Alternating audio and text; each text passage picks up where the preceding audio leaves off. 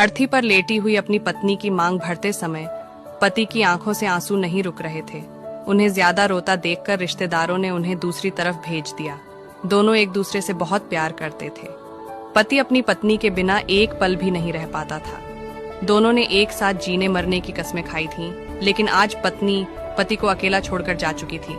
अब सभी पत्नी का शव श्मशान घाट लेकर जा रहे थे और जाते जाते पति अपनी पत्नी के साथ बिताए पलों को याद करके खूब रो रहा था और ये सोचने लगा कि मेरी पत्नी मेरे कदम से कदम मिलाकर साथ चलती थी और आज वह मुझे अकेला छोड़कर कैसे चली गई। उसके बिना मैं अकेला कैसे रहूंगा, पति पत्नी से कहता है।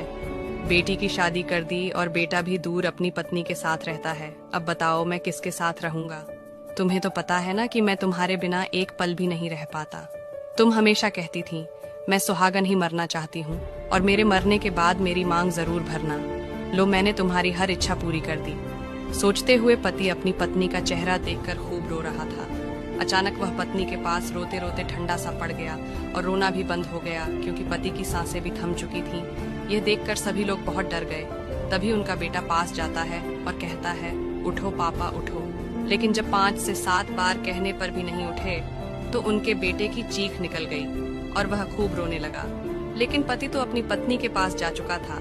अर्थी पर लेटी हुई अपनी पत्नी की मांग भरते समय